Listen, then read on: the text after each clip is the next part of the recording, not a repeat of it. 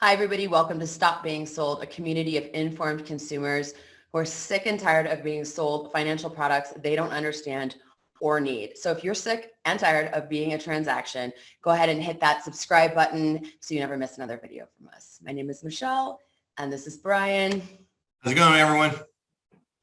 And we're here today to talk about how the infrastructure and reconciliation bills affect you, affect your family, will affect your bank account, your taxes, you name it. So, Brian, I know that for just having a conversation, whether it's at a dinner party, walking down the street, whatever, there are a lot of people who are concerned about the, Congress working on these two bills. Like for me specifically, it's not so much the first one, the Infrastructure Investment and Jobs Act, that's the issue. It's the Build Back Better Act that has, a lot of the, what's going to happen with small business, what's going to happen with taxes. So, right. People are worried, like, how's it going to affect my family, my pocketbook, my everything. So let's start with, this Infrastructure Investment and Job Act, right? That's correct. Yeah. So this is that $1.2 trillion bill that passed the Senate on August 10th. It's currently sitting in the House waiting until the other bill passes, I should say.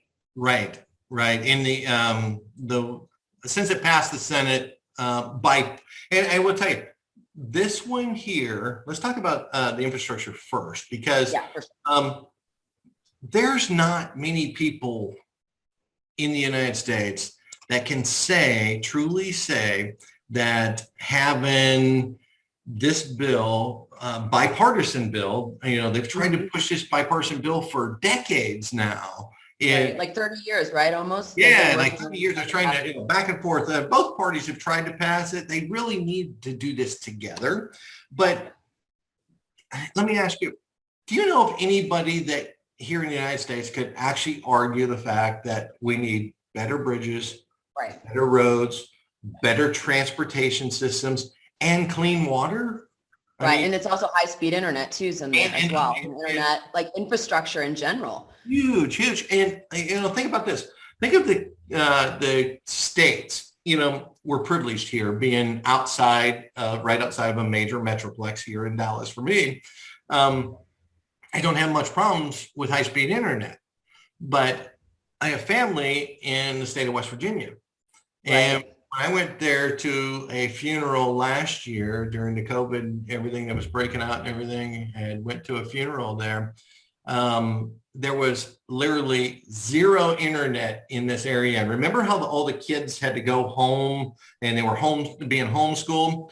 Well, what was happening in this little small community, the parents were driving their kids to school and sitting in the parking lot and connecting their laptops to the internet, to the Wi-Fi of the school, because they didn't have high-speed internet at home.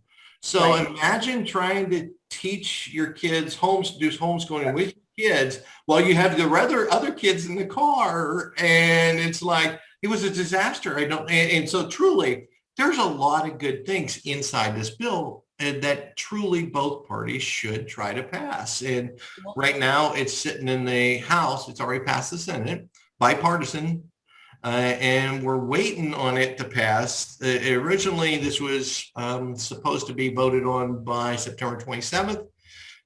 Never came to play. Now we're well over 2 weeks later. It still isn't, and they're basically holding it up until they pass the Build Back Better Act, which is a reconciliation bill. So they want to try to pass both of them together. Let's talk about some of the details on this we already have, but like there's 110 billion that are for roads, bridges, and other transportation related programs. I think we can all get on board with that. No one wants to die on a bridge. Didn't that happen like last year in Minnesota or 2 years ago?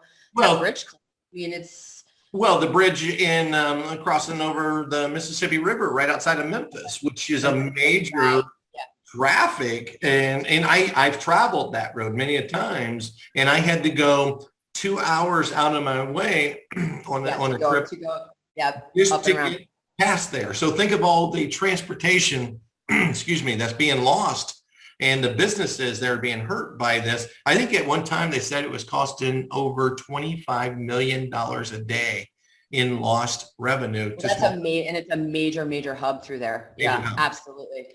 So we've also got 66 billion for Amtrak and other rail, like maintenance upgrades, stuff like that for railways. Yes. There's 65 billion to moderate the electric grid. Think of Texas. Think of Texas this past winter. Yeah, right. Exactly. It's huge. But there's also like 5 days in Texas. So massive. Right. And there's also like we've got nation, like they're wanting to upgrade for clean energy, things like that. There's also 65 billion for high-speed internet access to expand high-speed internet access. You know, you're talking about your family living in West Virginia. My mom's down in the Ozarks, and I think it was like 3 years ago, they got up dial-up. Remember that? That? You got mail. Yeah, right. Exactly. That was like 3 years ago. So we got 55 billion to upgrade water infrastructure. And that includes like lead pipe replacement, the fact that we still have lead pipes. Think of, and go back to Flint, Michigan. Flint, Michigan, and that exactly. disaster that happened there, that should have never happened because this bill should have been passed decades ago. So absolutely. And so we've got 39 billion for public transit, 25 billion for airport upgrades, 21 billion for environmental remediation, and then 7.5 billion to install electric vehicle charging stations across the country. So, you know, there's more in there I didn't mention, you know, but this is pretty much the bulk of it. yes. And so let's move on to the 10-year Build Back Better Act, or otherwise known as a reconciliation bill. Right. So I'm going to pass this off to you, and you want to talk about some of the key things in it. And then I think we should talk about like the implications to, you know, middle class or just everyday Americans. Right. Okay. So this one started out about $3.5 trillion was the big number that they've thrown around out there. And basically they've explained multiple times on multiple media outlets that this is going to be paid for completely by raising taxes on big corporations or high income individuals. And the number they keep throwing around is people above 400,000 of income. So is that per household or per individual? Per household, 400,000 per household. So a family of two, family of four, if you make, supposedly the original thought process of this was anyone under 400,000, your taxes would not be raised. Okay. So here's what some of the major things that this bill is proposed to cover. Basically expanded Medicare coverage and lowering the eligibility age. And they still haven't put the exact age on it. I've heard numbers of lowering it to 60. I've heard 55 and I actually heard 50. So, and we can go in much more detail on that if we ever go to the, watch for a video on health insurance and how the Obamacare healthinsurance.gov's website works. And we'll talk about why the need to lower Medicare down below the age of 65, because there's a huge shortfall there for consumers that retire at 62 and they get a 3-year gap till Medicare kicks in at 65. Right. So that's a whole video by itself. We'll talk about that one soon. So there is a need for that. But also let's look at lowering prescription drug costs. This is major. I mean, we keep hearing about this all the time. There's no reason our seniors should have to take a bus tour to Canada or to Mexico to pick up their prescription drugs made by the same pharmaceutical at a much cheaper cost. And that's a problem. So a lot of people can get on board with that. Extending or someone, I'm sorry, but we could also argue that maybe we should rethink how these pharmaceutical companies are charging Americans. You're exactly right. Why should they charge different prices to different countries and cheaper than what we can get here in the U.S. when the companies are based here? So exactly, I agree with that 100%. Sorry. So let's look at the next one because this is a big one. This started this summer, extending the child tax credits. So in a previous bill that was passed, I think it was like 1.9 trillion in February of this year. These child tax credits were extended. And And what it was to help. Think of everyone that was stuck at home doing homeschooling with their children, doing virtual learning, and they couldn't get back to work because they had to pay for daycare, this, that, and the other. Well, they extended these tax credits. So anyone under the age of 6 per child was receiving $300 a month per child under the age of 6. And then from 6 years old up to 18, they were receiving $250 a month. This is monthly income coming direct deposit on the 15th of every month into your bank account to help you assist with daycare, childcare, whatever it may be. And, there's a lot of things with that. Well, so anyways, what they want to do is extend this to year 2025. And these numbers are fluctuating. So as they're bickering back and forth and trying to decide if this plan will go through and the cost of it, you'll see some changes in here. So till 2025 is what they're estimating for that. Also, because of the pandemic, think of all the people that had to take off work and couldn't be paid, whether it be medical or taking care of their family or whatever it may be. They want to provide for up to 12 weeks of family and medical leave. So somebody's got to pay that because the employers aren't going to pay. Somebody has to pay for all this. Yeah, somebody has to pay for all this. So there's a huge cost in here. So think about this as we're talking about some of these things. How about the next thing is providing for universal pre-K and local tuition-free community college. Community college, yeah. Yeah, so 2 years of community college for free. Think of that cost alone. And how about expanding tax incentives for clean energy, manufacturing, and transportation? So one of the items that was mentioned in this, the tax incentives think about all the electric vehicles. You've seen in the infrastructure, there were increased $7.5 billion for charging stations.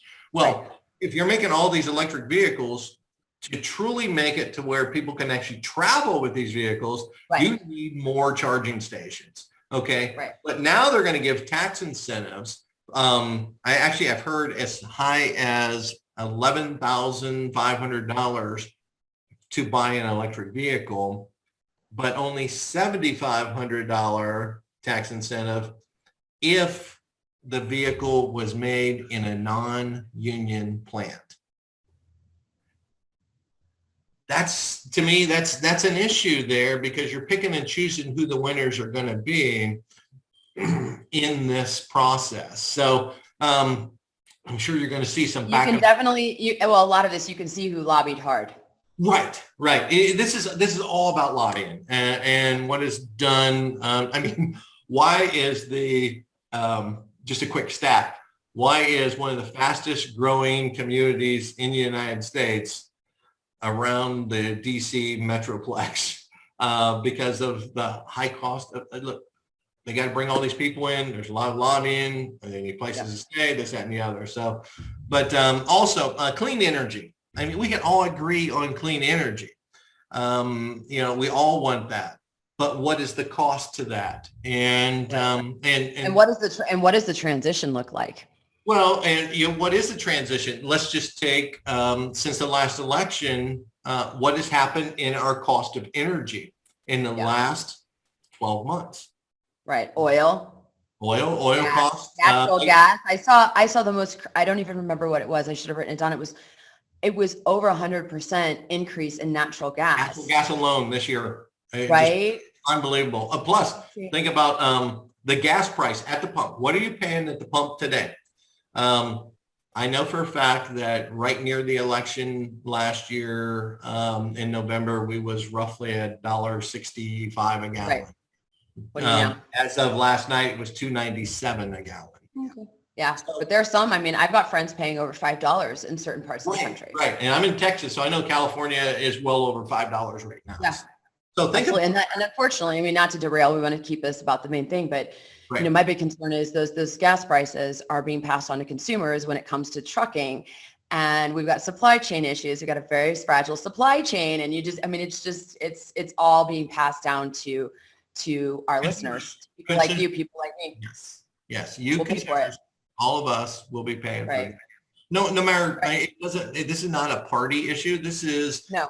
This is the way it is. This is what's going to happen if this bill passes, and you've got to prepare for it. And so there's going to be a lot. Look, this is just a preliminary. There's a lot of negotiations going on behind the scenes. Right. I know it's going to take a while to get this one pushed through. If I'm not mistaken, it's 2,675 pages. I think it's about 2,675 pages at the moment. At the moment, right? Yeah, that's before they add stuff, move stuff.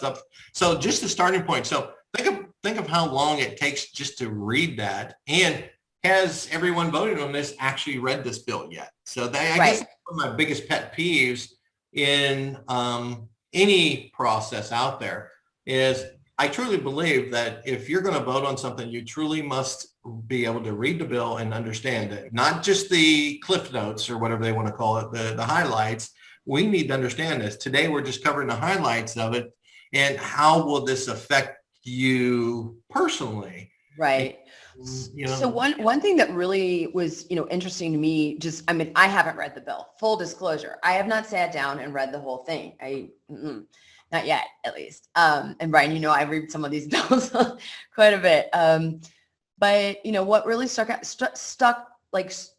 out to me was the lack of any sort of incentive or any.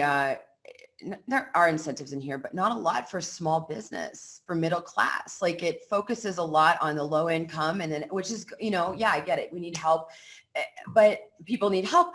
But also, they're touting this as something that's going to affect corporations and high income. And I'm looking at this going, how is that? I don't see that yet. I just see this being a massive tax burden on the middle class, specifically what's left of it. Right. And, I guess in my personal opinion, I understand that both parties like to spend money. That's never going to stop. Right. But I mean, we'd have to go clear back to the Clinton years to where we actually had a surplus in our budget. Right. Yeah. So, and you're talking decades, right? This starts at $3.5 trillion. I think Joe Manchin from West Virginia, I heard him speak a week or so about this of before we spend $3.5 trillion, doesn't it make sense knowing for a fact that Social Security will have a shortfall in 2033? I mean, we're 12 years. That's less than... I can't do the math. 12 years? Yeah, 12 years from now. And the previous video that we've already done, check it out on the YouTube channel about that, that there's a shortfall there. We need to fix that shortfall and to shore up Medicare. And not wait till the last minute, which is what we're seeing, like we saw with the debt ceiling. And it's a constant. This isn't the first time. This isn't about this administration. This is Congress. This is just normal, right? Let's wait till the last minute. We're much used to this. Wait until the 12th hour to try to figure this out. But anyway. You and I behave that way in our life. And, there's a freight train coming at us. We know the deadline. You're wiped out. And it's like, nope, they just do what they want to do. I mean, sorry about that. That's my opinion, but I mean, there's a lot of good things here.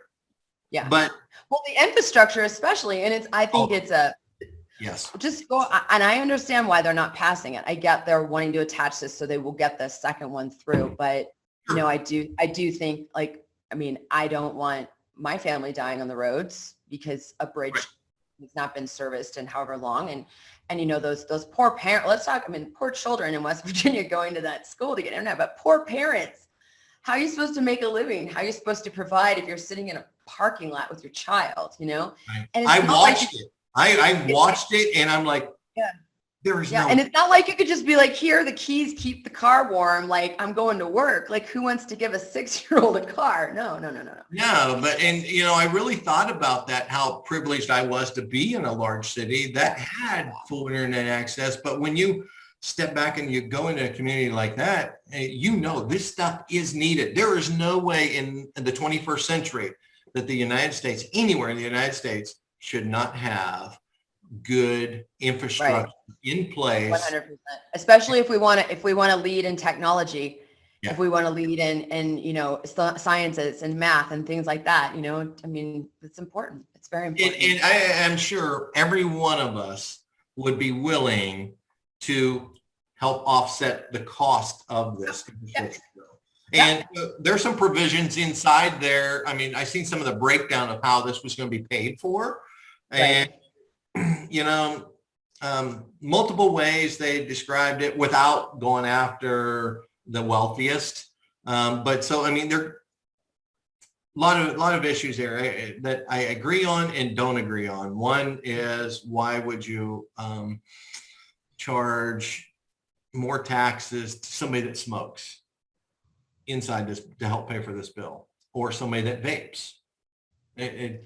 There's no part of that inside the bill that covers that. So they're just picking and choosing out of the air somewhere to pay for this from. And I understand why they're doing that, but also in there, inside the infrastructure, was a cost, a preliminary, like a beta test of checking out what a tax would be per mile tax that you drive your vehicle in the United States. Right. So I tell you, that will not be a popular issue if that gets thrown in a bill. Also, inside the with that one, it will hurt like people who live in more rural communities who have to drive. It's like, you think about it, right? Like, you're in a city, you could take public transportation if it's available in your city. And, but you get some of these places like where, down in the Ozarks or whatever, and people are traveling, not necessarily because it's super far, but those roads. Right, just the roads. It's like you look at it on a map and it's like 5 miles, but to go around the whole lake to do all the things is like 60 miles, and it takes 5 hours and a horse and buggy. Not really, but you know what I mean. It's intense. So that's a shame. And I think another thing that was thrown in there inside the infrastructure bill to help pay for it, to help offset the cost, was going after building a tax plan around trading cryptocurrencies. Yeah, of course. Yeah, no, don't. Yeah. Yep. Yeah. So so there's just some ideas that are being thrown about right now. I believe that's actually in the infrastructure bill. It is. Yeah.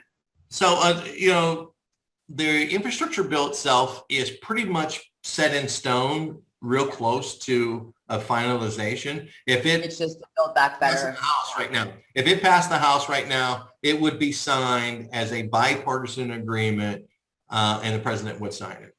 Now, the other one is the one that they're going to negotiate back and forth. And the other one meaning the Build Back Better. Yeah, the Build Back Better reconciliation bill, which is what you see in the media all the time, will be negotiated down. They're trying to negotiate the cost of it right now. So $3.5 trillion is a massive number.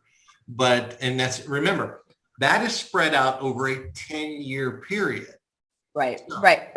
So to get it down to numbers that we've seen thrown around of $1.5 trillion, all they're going to do is bring down the bill, shorten the time frame of it to roughly 3 years, is what I heard one analyst say on TV the other day, and that would bring down the number. The problem with doing that is, who wants to be the party that eventually has to turn off these benefits? And that's exactly right, especially that child credit, the whole, I know, but that's the thing, they push it off on someone else to deal with. Push it off on someone else to do it. Right, which is the MO. It's not just this Congress, it's not this administration, it has nothing to do with that. It's always happened, exactly. All right, so just to wrap this up, one thing I want to just say is if you're watching this and you are concerned, my personal opinion is start making phone calls. It's never too late. I call my representatives, I call my senators, and here's the thing. People are like, well, that doesn't make a difference. And I'm like, yeah, but you know what? We're allowed to do that in our country. Right. And if I have an opinion, I would like to express it. And I want to know, where my senator or my representative stands on this. So there's absolutely, 5 minutes out of your day, sometimes the line, well, lately I can barely get through. I just keep calling, but like send an email, and do they read it? Who the heck knows? But somebody is answering. Somebody is on the other end. Somebody knows. That's what the staffs are for, to answer that. You might not get directly in through to your congressperson, but you never will, but you'll get but the thing is, it's very difficult these days. I've been, calling, especially with the crypto provision and the infrastructure plan, just calling and calling and calling and calling and calling. And it took me days to get through, but I expressed it. I got some information on where my senator stood on it, et cetera. So take action. Like, don't just sit back. Like, we still live in a country where you can have a voice. And I get lobbyists are very intense, or not intense. They've got a lot of power. And most, from my experience, is that Congress doesn't really care what we think. They think they're better than us and they just don't care. But there are some who do. And the more we call, we vote them in. Right. We give them that power. So we get that power, we vote them in, but we also have the right to vote them out. So just remember, and think about this. As you're going through thinking about these two bills, down below the video, write some comments. Tell us what your thoughts are on either one of the bills. There's two of them there. Tell us your comments. And thoughts. We will respond. So absolutely. Well, on that note, thanks, Brian, for this chat. Thanks for everyone who's watching. We really appreciate it. We're really trying to get the word out, just, to help people just really stop being a transaction when it comes to financial products.